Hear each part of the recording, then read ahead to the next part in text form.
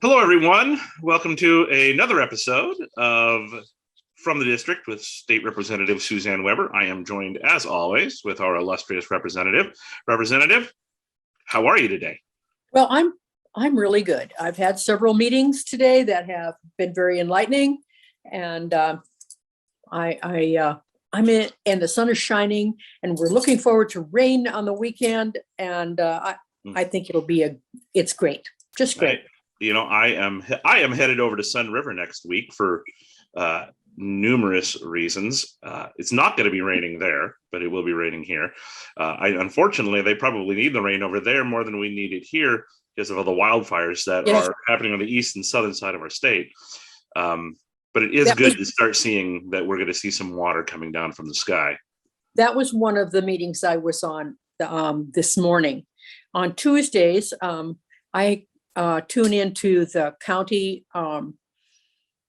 meeting where we get an update on everything that's happening within the county from our electeds and our health officials and our mayors and our managers. And that's Tillamook County.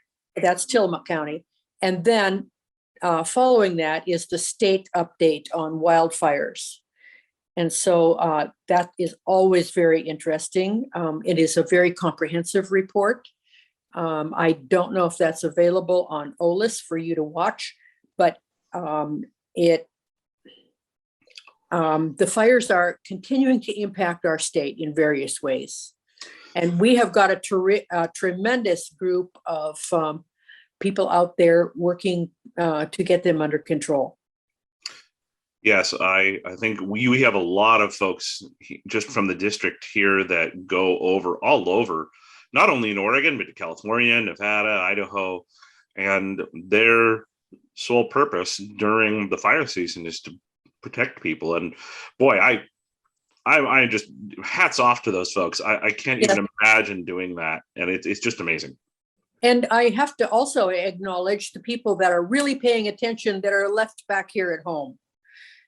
We, had the possibility of a serious fire in a wilderness area south of us this weekend that was put out. I see burn marks down in the park here that could have been detrimental to the city. I have heard about other areas up north that are also experiencing those freak opportunities that could ignite into a conflagration here. And those people that are paying attention, I really want to thank them too. Right. Well, we've got a lot going on. The first thing that we probably want to talk about is redistricting. And I know this is really inside baseball to some people, that this is just people deciding who's going to represent where and maps and backdoor dealing. It just seems so mind numbing to a lot of people. And I'll be honest, it's sometimes mind numbing to me, and I get paid to watch this stuff. But it is remarkably important. And you're going to be in special session next week, starting on Monday, to decide what our political maps, our district maps for the state and for Congress, since we have a 6th congressional district that's being added, the way those maps are going to look like for the next 10 years. That's why it was so very important.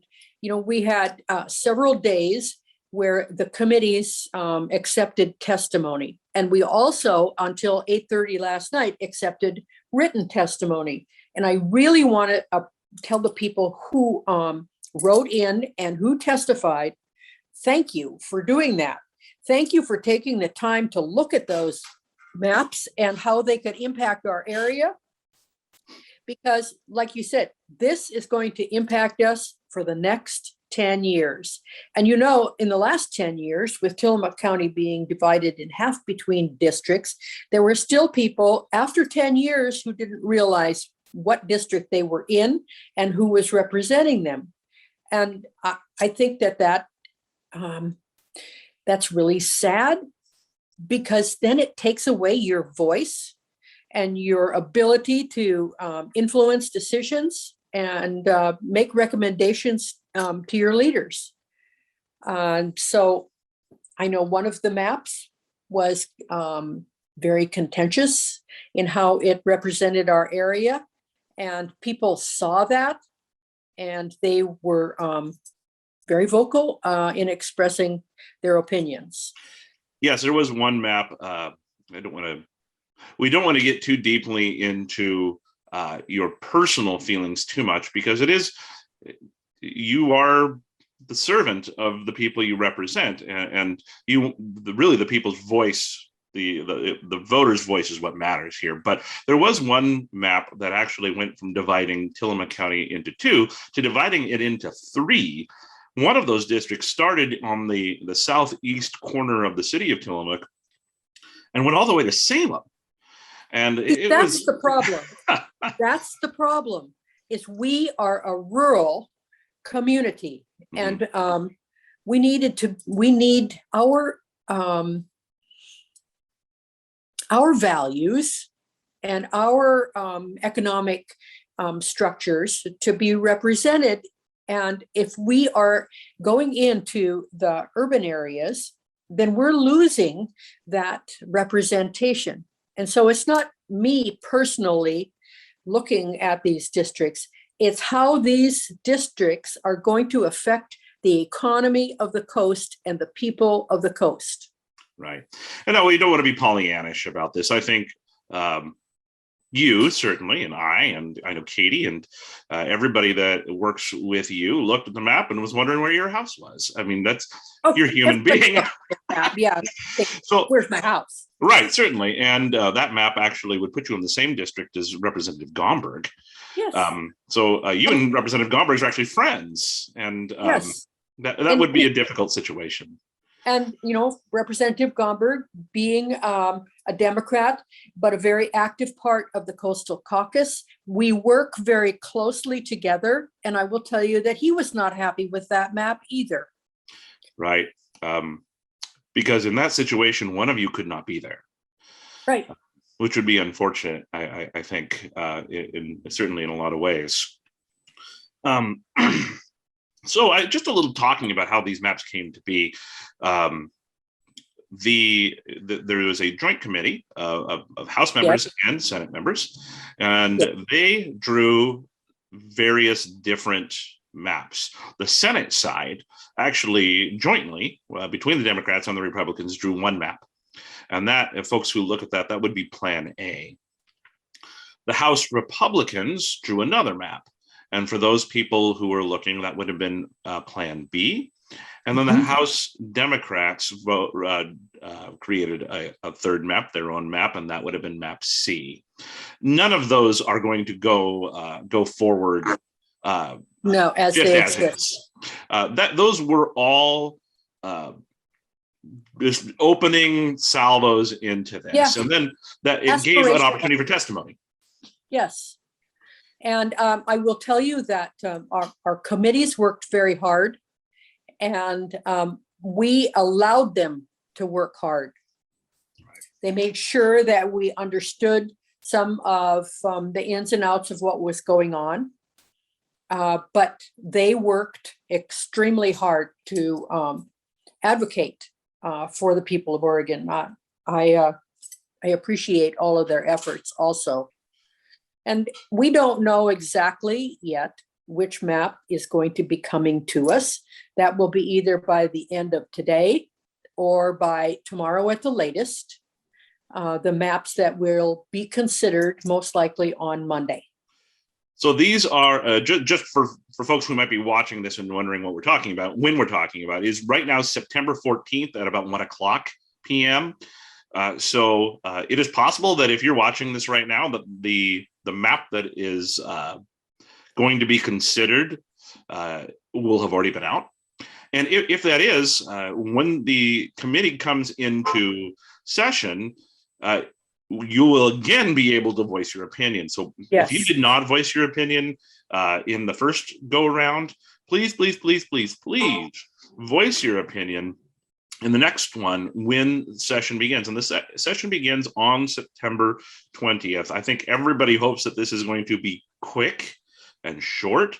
I know There's been talk of just getting it done in a day. There's been talk of maybe it's going to be 2 or 3 or maybe the whole week. We don't know. But here is hoping that it's going to be quick, it's going to be fair, and it's going to not be gerrymandered. And we got to look at next week too, because next week we're going to start what they call legislative days. Mm-hmm. And so we're going to start refocusing on our committees and having committee meetings starting next week. And so, that's going to be impacted by what happens on Monday or Monday and Tuesday or Monday, Tuesday, Wednesday, or however that is going to be structured in the end.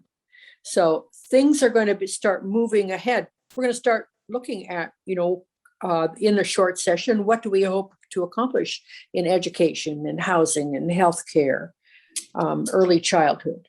So that's also a part of next week. But then those are not things you'll be voting on. Those are just committee meetings discussing what things are going to be looking like possibly in the short session in February. And here's another aspect of this is the Capitol is closed. They are doing so many renovations and remodeling. We can't get to our offices. Mm-hmm.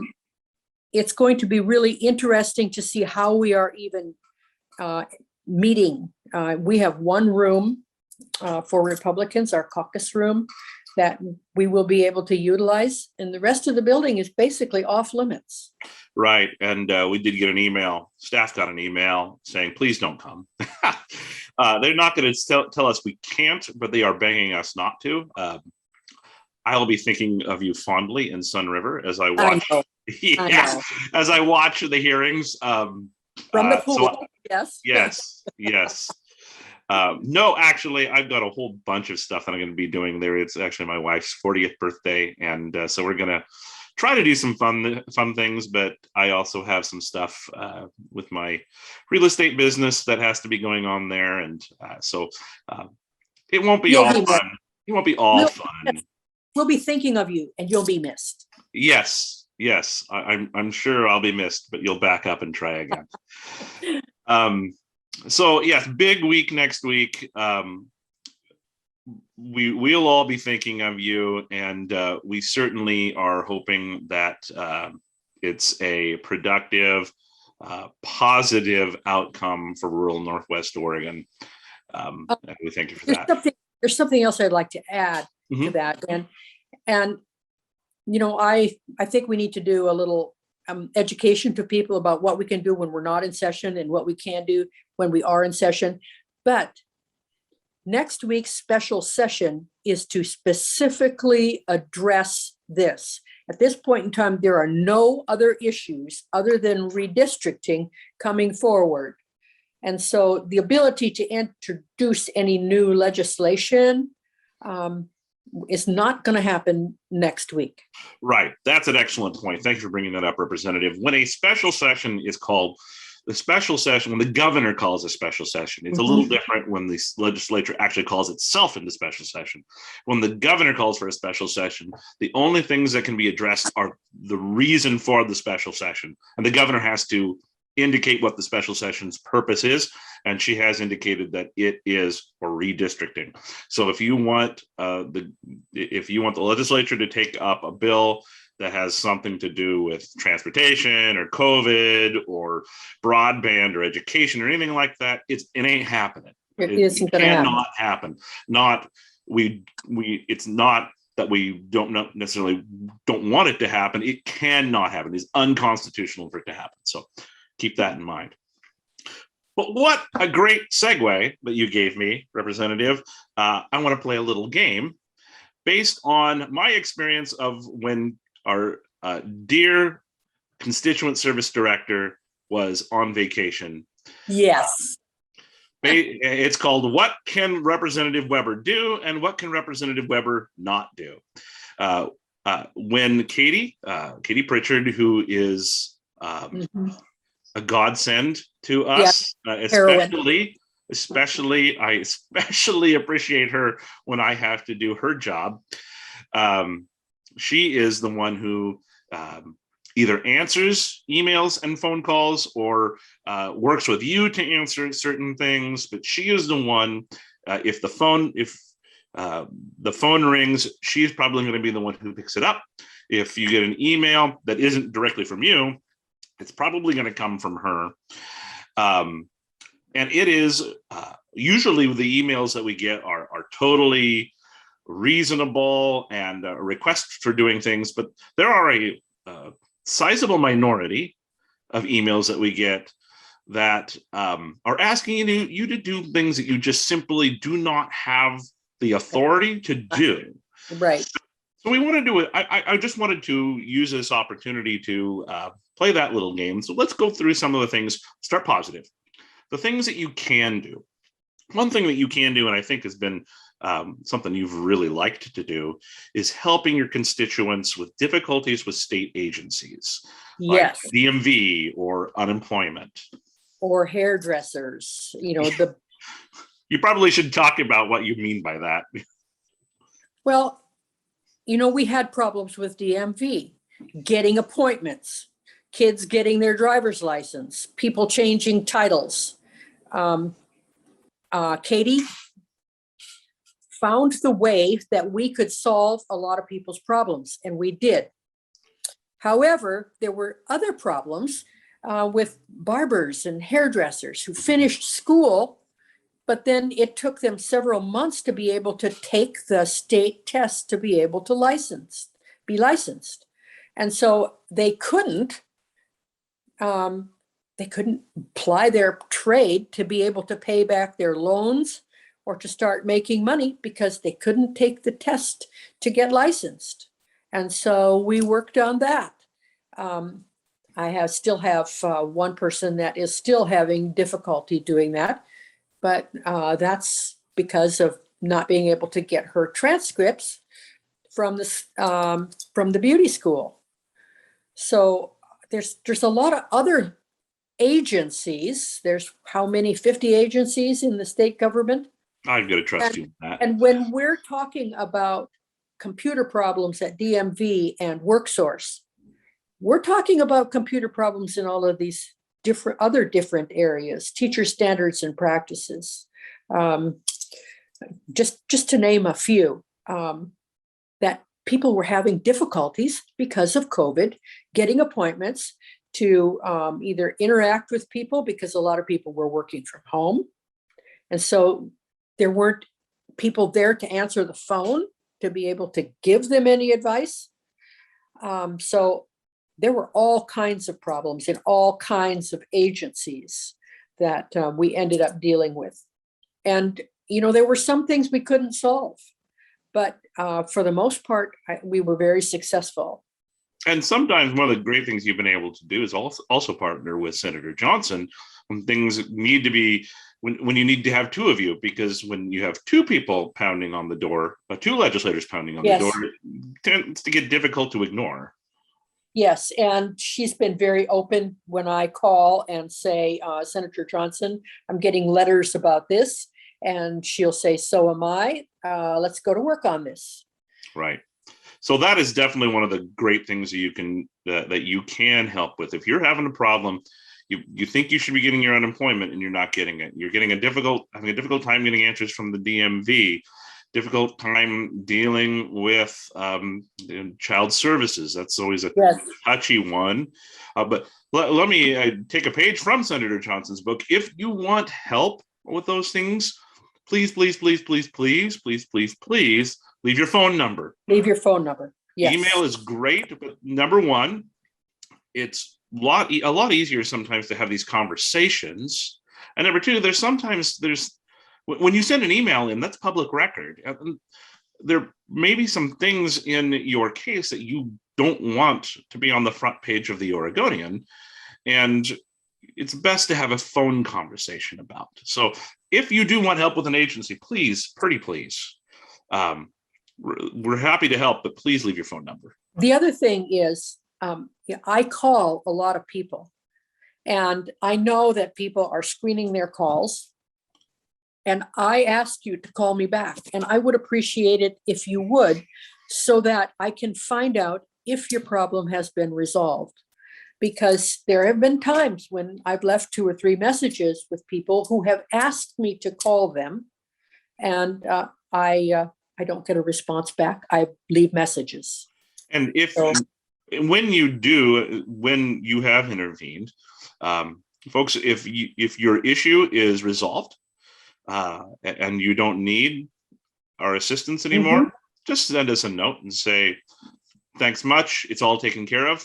That way we can take that off the to-do list. So the other thing I can do is to convene meetings. yes, I was just about to bring that up. Even though the legislature is not in session, you can convene community leaders to address common issues.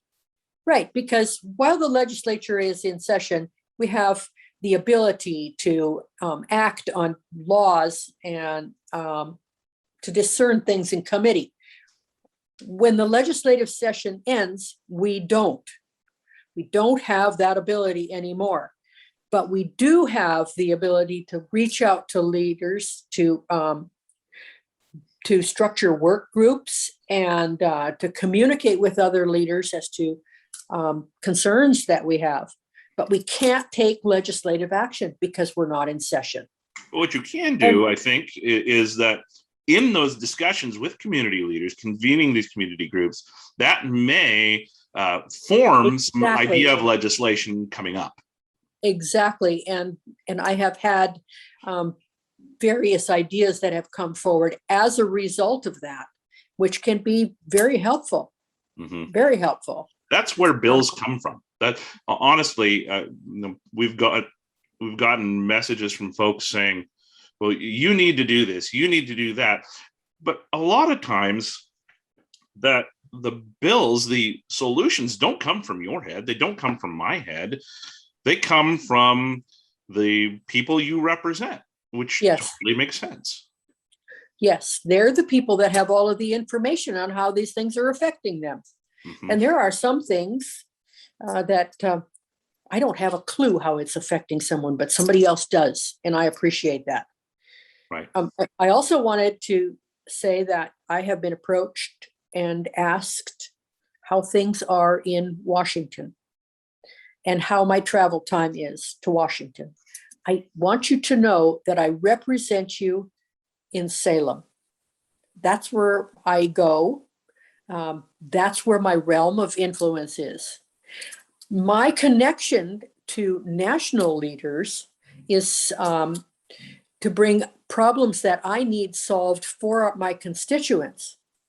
So I have a really good working relationship with Bonamici, Kurt Schrader, Ron Wyden, and the group for things that need to happen on a national level that they can influence decisions on and get me help on. But I don't go to Washington. They are the people who are representing you in Washington, but they are also being very helpful to us for different problems that we have. Like getting your medicine through customs, and things like that. Well, now you're getting ahead of the game because I'm sorry. We're on the things you can do. You're jumping ahead of me. Okay. So let's focus on things. Let's stay positive here. Okay. But what is one of the things that you can do is you can bring the concerns of your community concerns to your representatives. You have a great representative relationship with Congressman Bonamici, with Congressman Schrader, Senator Wyden, Senator Merkley. All of them are of a different political party than you are, but you still have a great working relationship with them because that's just who you are. And I will say Katie and I have a really good relationship with our staffs. So it's a good situation that we have. You don't agree with them on everything, certainly nowhere near that. But when it comes to getting people help, the help that they should be getting, it's all hands on deck. Doesn't matter what letters after your name. Exactly. Many times you can call them and they will answer the phone and they will be able to help you. And they have great staff right here in Oregon that are focusing on Oregon's problems. Right. Hometown. all those members of Congress have field staff who are in the state, and those are the folks mostly that I have a relationship with.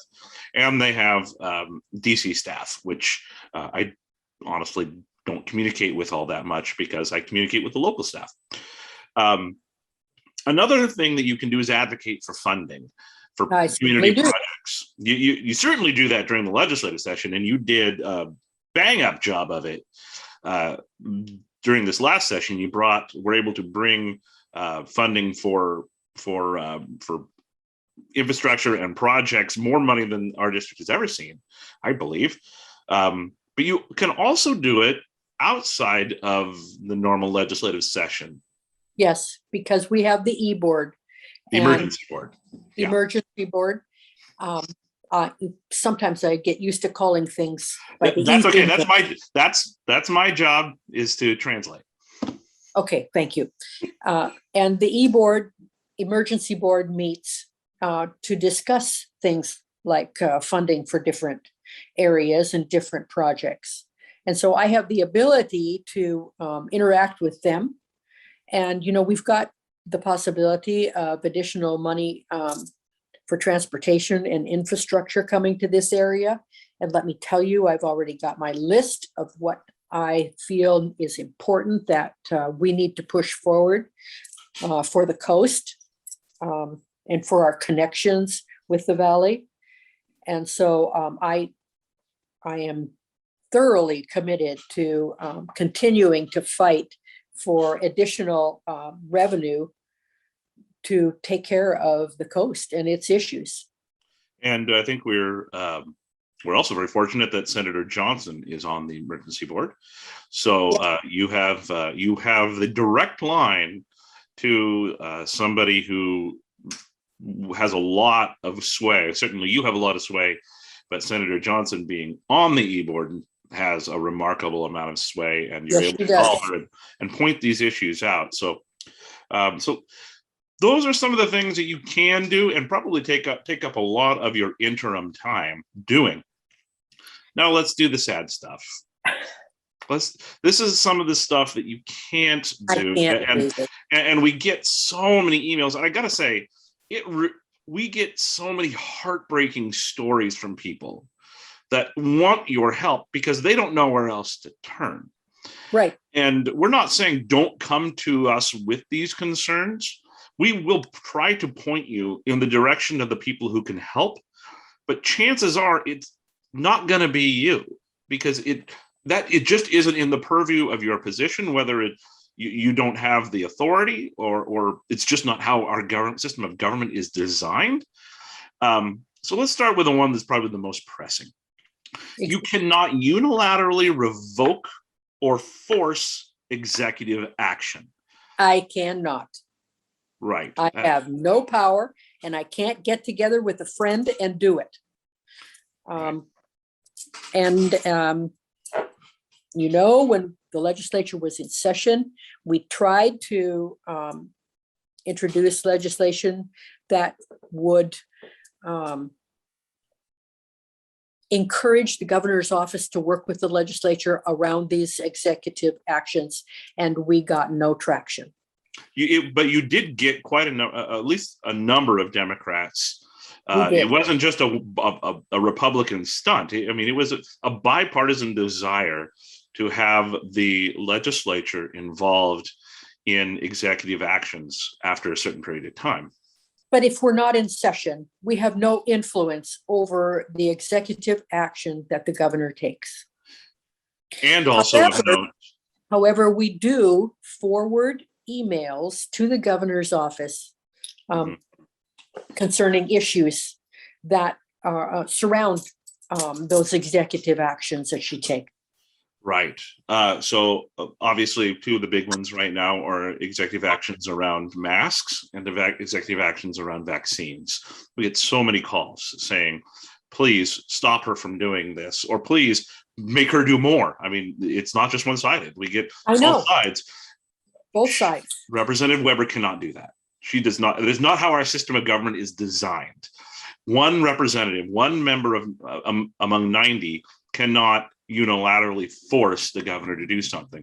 And I encourage folks to think about it in a way that maybe we don't think of. If Representative Weber could force that to happen, that means a representative from downtown Portland could force something to happen that you might not like. Yes. So the legislature has to work as an entity. In order to do something, first of all, the legislature has to be in session. And second of all, if Representative Weber has to then get 30 other representatives to go along, and then 16 senators to go along. And anybody who's paid attention to the legislature knows that's very difficult to do from the minority party, of which you are a member. So we're not saying don't send us emails and don't send us calls about this, but just know that what we are doing are forwarding those to the governor's office. Representative Weber does not have the authority, the power to do what you want her to do. And it's not her.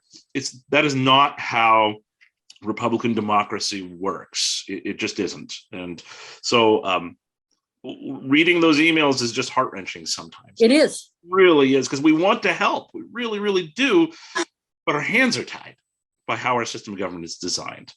And I'm not saying it's designed poorly, because I think, like I said, if you could force one thing, somebody on the other side of the aisle could force something else that the folks might not like. So that's one. That's one. And the other thing is, we are governed by a constitution of our state. Each state has their own constitution to govern them within. They're all different. Mm-hmm. Our constitution says that we cannot legislatively impeach the governor. Right. We're one of I think the only state in the union that cannot remove a governor by impeachment. Right. That's another thing. We get a bunch of emails, and I've seen, petitions like change.org petitions on Facebook, impeach Governor Brown. It's not possible. We can't do it. It is constitutionally impossible for us to do that.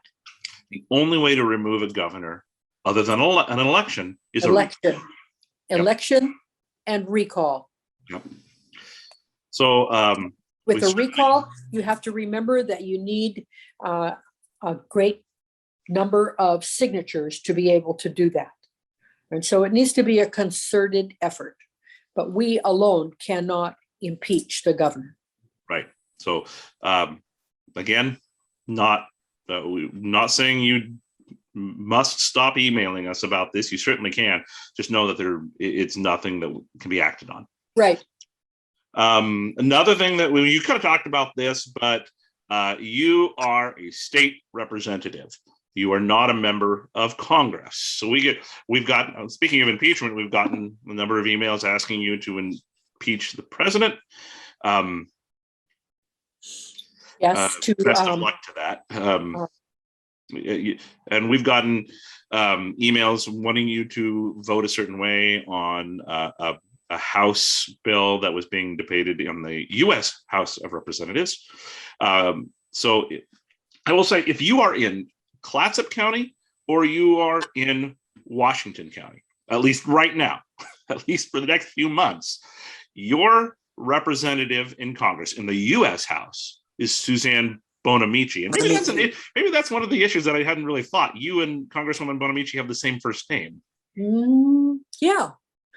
But I can't vote on those issues. Right. So if you are in Tillamook County, your member of Congress is Kurt Schrader. Yes. So encourage you to reach out to those folks on issues of national importance. Yeah.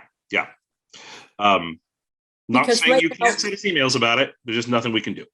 Because right now we're not voting on any kind of issues or bills, nor can we cannot legislate out of session. Right, so, and that's the next one. We do get a number of emails asking you to introduce a bill about something or to vote on a bill.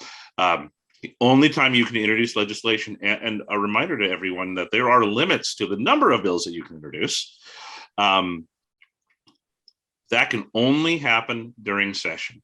And session occurs on the odd years, generally from the middle of January to the end of June. In even years, usually the entirety of the month of February and the beginning of the month of March. And then during special sessions that can be called by the governor for specific reasons, or the assembly can call itself into session, which is fairly rare. But those are the only times that bills can be introduced. And I think another thing, I remember I got a phone call once asking you to again do something that you would not be able to do because it's not in your purview. And he said, well, she needs to introduce a bill. And I asked him politely, what do you think that's going to do? Because it's not going to pass. He said, well, it'll force people to vote and take a stand. Well, no, it won't, because the bill has to go through a committee, and the committee chair gets to decide whether a bill gets a hearing. So, Representative, you could introduce a bill, it could get sent to the General Government Committee, and the chair of General Government could just let it sit there until the end of session and not vote. So you introducing a bill that has no chance of passing is like pounding the table and taking your ball and going home. It doesn't do anything. So if you just want Representative Weber to get mad and hit the table, well, you probably don't know Representative Weber because she doesn't do that. But it's really important to remember that introducing legislation is very limited. It is, yes. Please, please, folks, remember that.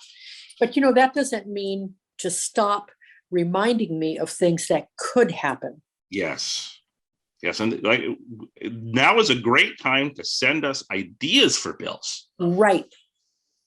But if you're wanting a bill to be introduced right now to fix a problem that you have right now, that can't happen. But if I here a little while ago got a phone call from a county commissioner in the district who she had a great idea, and we're going to be formulating it and how could it work, and because you don't just generally toss a bill out there.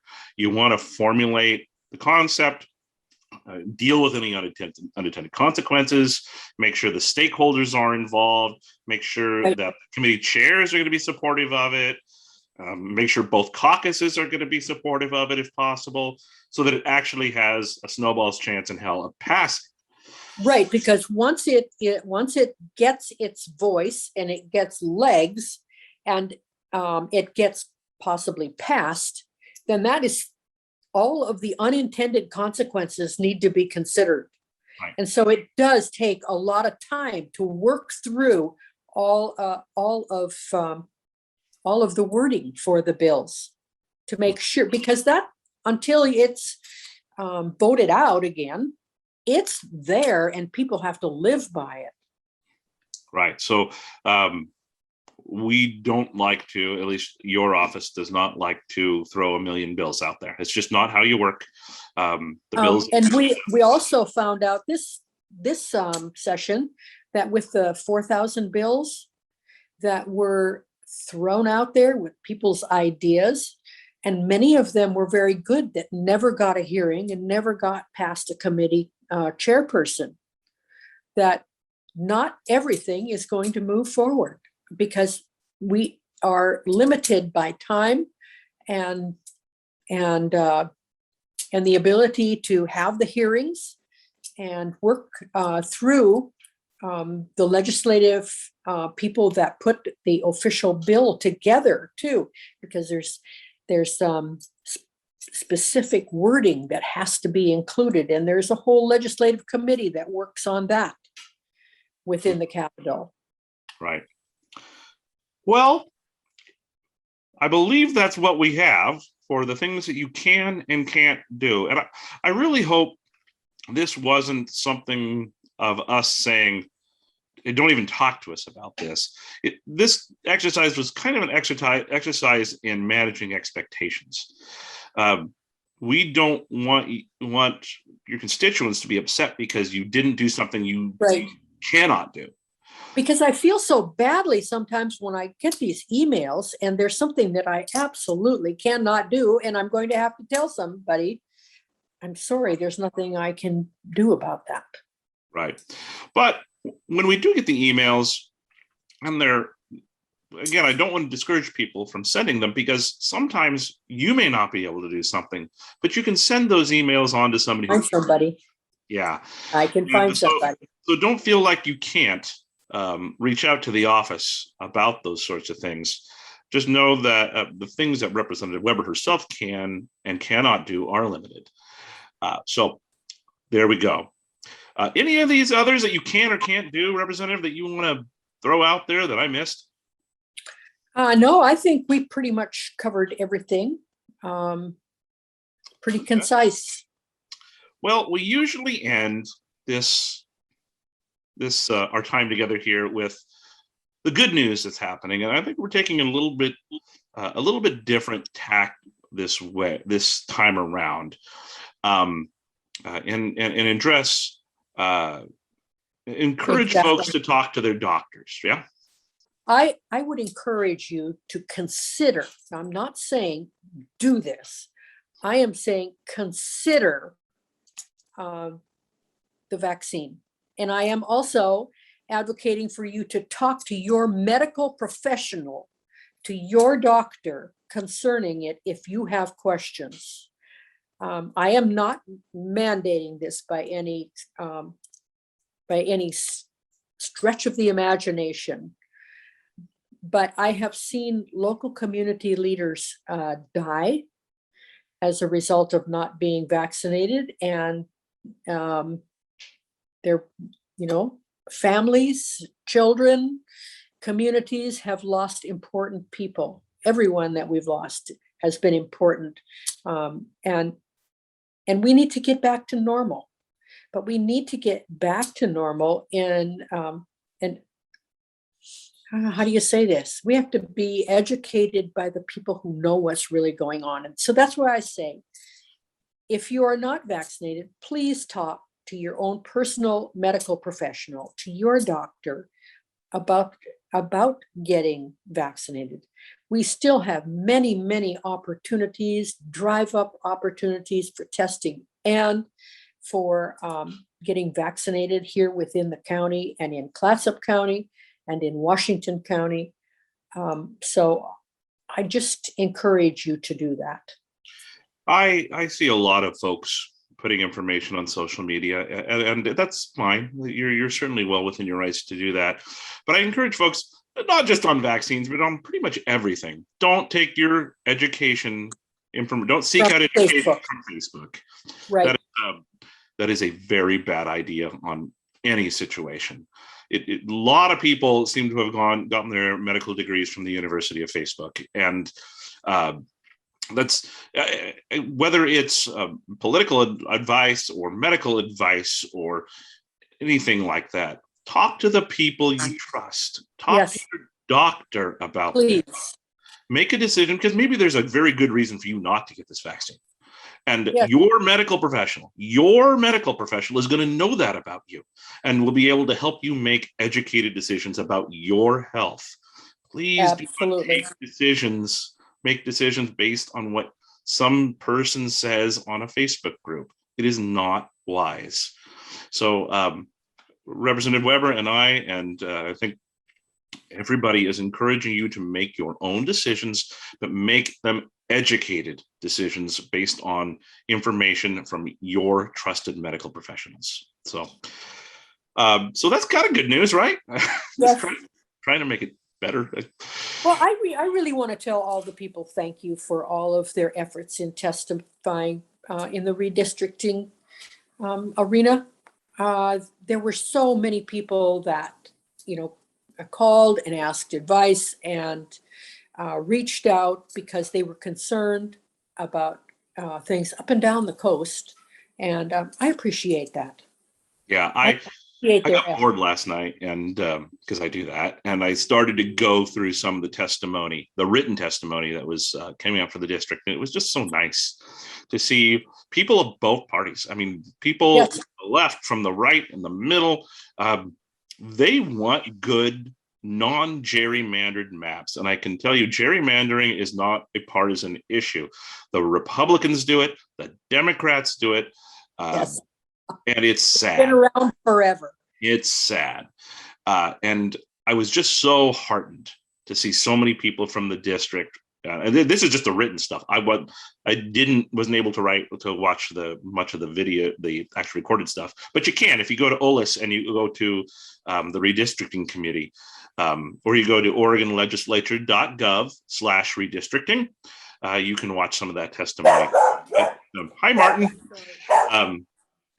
It was really I was really heartened to see that. So thank you to everybody who did that. So, well, Representative, if you have nothing else, let's say goodbye to the audience and thank you for tuning in and listening to our discussion. And don't forget to reach out. Remember to put your telephone number down. Right. And be well. We're hoping to do another one of these immediately after the special session. So we're looking forward to another one soon. But between then and now, please keep paying attention. Please keep voicing your opinion, and we'll see you next time. Thank you. Thank you, Adam.